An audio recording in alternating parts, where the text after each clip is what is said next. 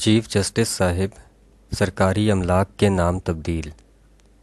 Column نگار Syed Sardar Ahmad Pirzada, the first blind journalist of Pakistan, APNS best Urdu column award holder, روزنامہ نوائے وقت، مورخہ 13 April 2018۔ جناب چیف جسٹس آف پاکستان نے ذاتی تشہیر کی کچھ ایسی سیاسی شعبدہ بازیوں کا بھی نوٹس لیا جنہیں حکومتی سیاستدان اپنا حق سمجھتے تھے۔ حکمرانوں کی میڈیا کیمپین سے یہ تاثر ملتا کہ وہ ترقیاتی منصوبوں کے ذریعے اپنا فرض ادا کرنے کی بجائے عوام پر احسان کر رہے ہیں، لیکن ایک اور چالاک سیاسی چال یہ بھی ہے کہ سیاسی جماعتوں نے اس سرکاری منصوبے یا املاک کی منصوبہ بندی اور تکمیل میں کوئی کردار بھی ادا نہیں کیا ہوتا جس سرکاری املاک کو وہ اپنے سیاسی رہنماؤں کے ناموں کے ساتھ منسوب کر لیتی ہیں۔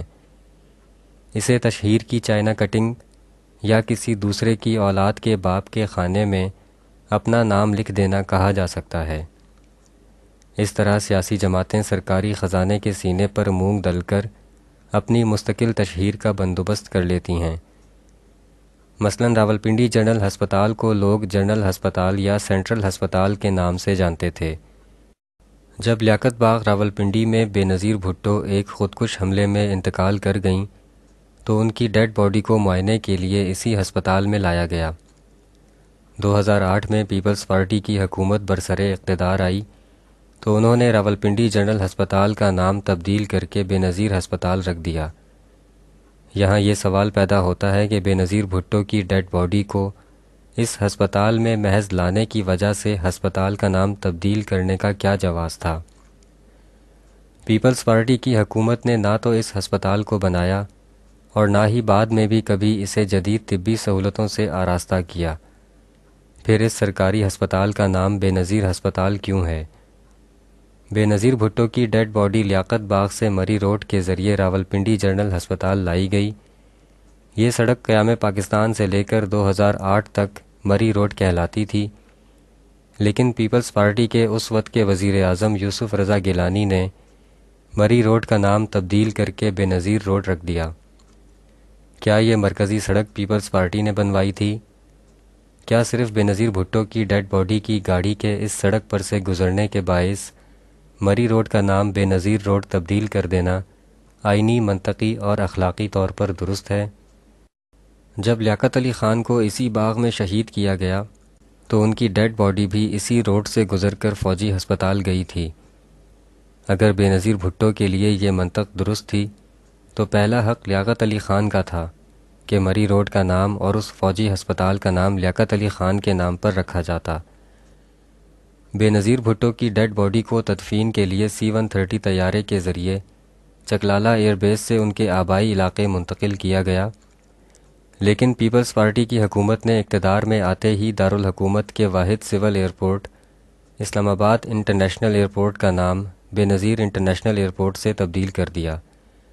اول تو بے نظیر بھٹو کی ڈیڈ باڈی اس ایئرپورٹ سے لے جائی نہیں گئی، اور اگر لے جائی بھی جاتی تو کیا صرف ڈیڈ باڈی کو ایئرپورٹ سے لے جانے کو وجہ بنا کر نام تبدیل کرنا درست ہوتا؟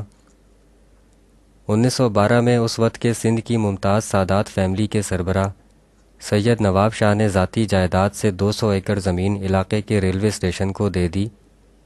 رفاہ عامہ کے لیے ان کے اس قیمتی تحفے کی یادگار کے طور پر اس وقت کے انگریز حکمرانوں نے اس جگہ کا نام نواب شاہ رکھ دیا۔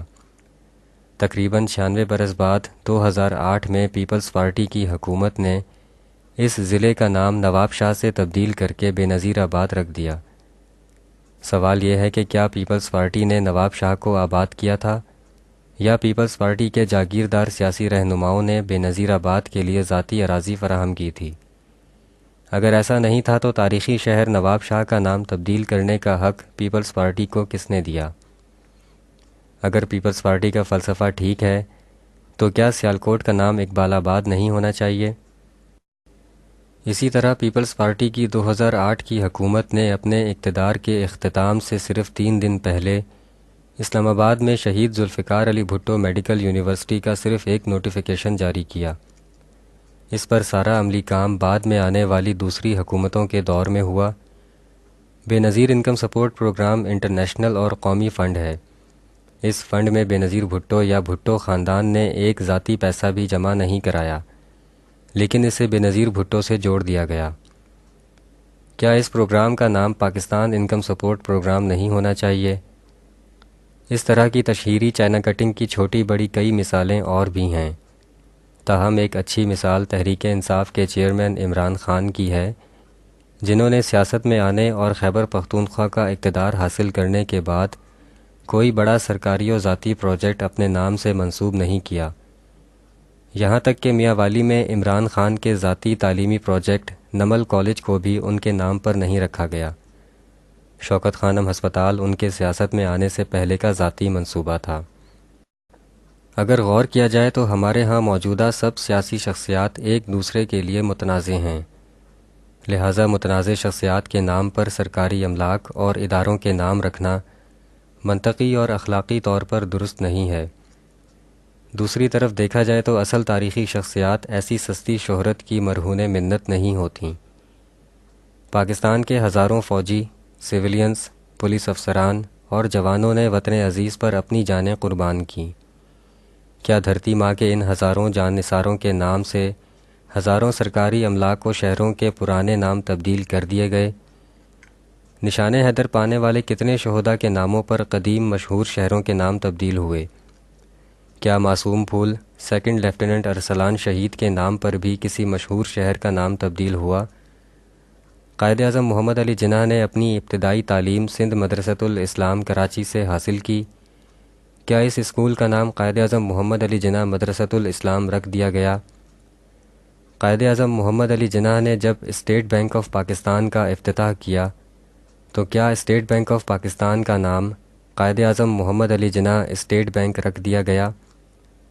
سرکاری املاک، سڑکوں اور اداروں کے نام موجودہ سیاسی شخصیات کی بجائے تحریک پاکستان کے رہنماؤں، شہیدوں، سائنسدانوں، دانشوروں، لکھاریوں، فنکاروں، سماجی کارکنوں، ماہر تعلیم، کھلاڑیوں یا شہروں وغیرہ کے ناموں پر ہونے چاہئیں، تاکہ ہماری آئندہ نسلیں متنازع سیاستدانوں کی بجائے پاکستان کا نام روشن کرنے والی اصل تاریخی شخصیات سے واقف رہیں۔ کسی جگہ کا نام تبدیل کر دینا اس کا ماضی اور تاریخی پس منظر چھین لینے کے مترادف ہوتا ہے۔ کسی دوسرے کی جگہ کو زبردستی اپنے نام منتقل کر لینا ایک جرم ہے۔ کیا پہلے سے موجود سرکاری املاک کو اپنے سیاسی ناموں سے منسوب کرنا بھی اسی جرم کے زمرے میں نہیں آ سکتا؟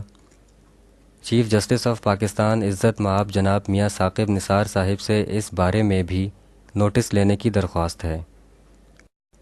شکریہ۔ The end.